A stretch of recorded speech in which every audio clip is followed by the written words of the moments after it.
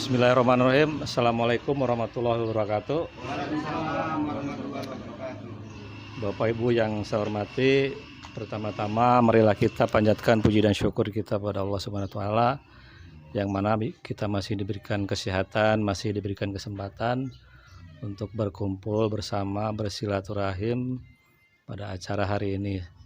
Salawat serta salam marilah kita selalu curahkan pada junjungan kita Nabi besar Muhammad SAW, kepada para keluarganya, para sahabatnya, dan mudah-mudahan kita selaku umatnya akan mendapatkan syafaatnya di yaumil akhir nanti. Amin. Bapak dan Ibu yang saya hormati, kita semua sudah tahu bahwa di lingkungan kita itu terdapat beberapa hamparan lahan kritis, yang mana lahan kritis tersebut perlu kita tangani, perlu kita kelola dengan baik dan kita manfaatkan.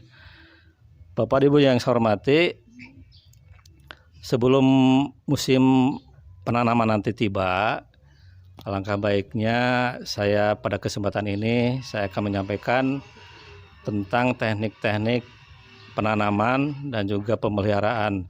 Nanti akan saya jelaskan bagaimana ciri-ciri bibit yang baik, kemudian teknik-teknik penanaman dan kegiatan-kegiatan apa saja dalam pemeliharaan tanaman itu.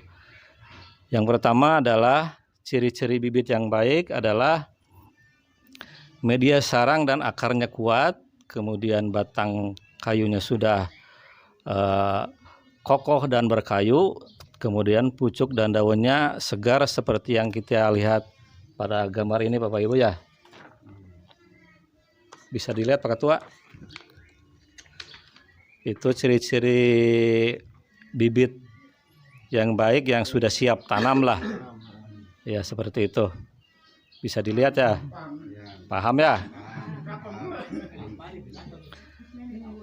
Kemudian yang kedua, ada beberapa teknik penanaman secara umum, yaitu teknik penanaman monokultur.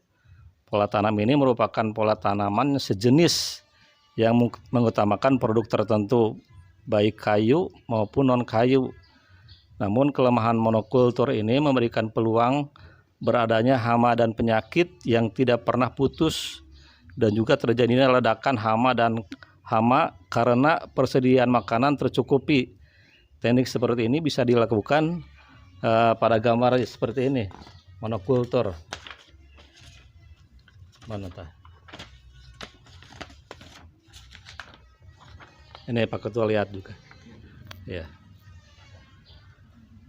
Kemudian yang kedua, penanaman secara tumpang sari atau lebih dikenal dengan istilahnya agroforestry merupakan suatu pola tanaman yang dilakukan dengan tanaman semusim sebagai tanaman sela di antara larikan tanaman pokok.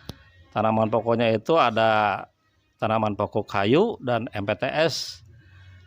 Kemudian pola ini biasanya dilakukan di daerah pemilikan tanahnya yang sempit dan berpenduduk padat.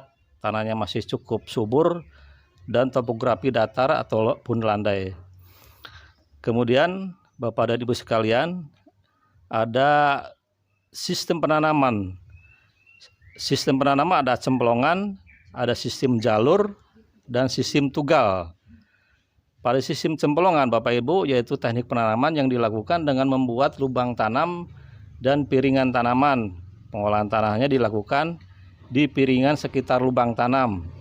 Sistem ini dilakukan pada lahan-lahan miring dan peka terhadap erosi. Kemudian pada sistem jalur, yaitu dilakukan dengan membuat jalur tanam dan membuat larikan dengan pembersihan lapangan sepanjang jalur tanaman. Teknik ini dapat digunakan di lereng bukit dengan tanaman sabuk gunung. Kemudian sistem yang ketiga yaitu sistem tugal, yaitu dilakukan dengan tanpa olah tanah. Lubang tanam dibuat dengan tugal, batang kayunya diruncingi ujungnya ya.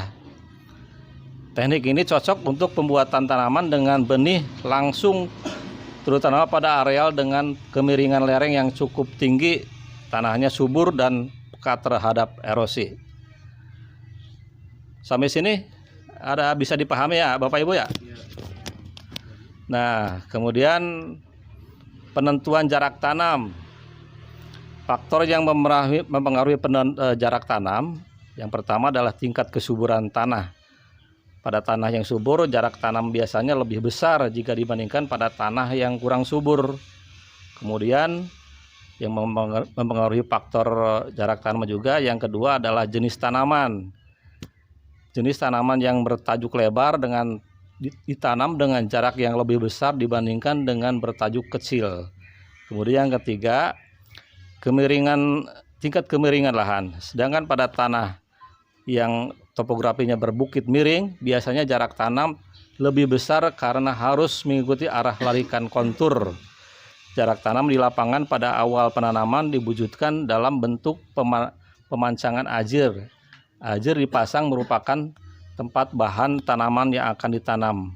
Pada umumnya jarak tanam dipakai adalah 3 x 3 meter, 3 x 5 atau 3 x 4. Jarak tanam ini dibuat dalam melarikan yang teratur mengikuti ketinggian tempat. Mungkin itu Bapak dan Ibu sekalian ya.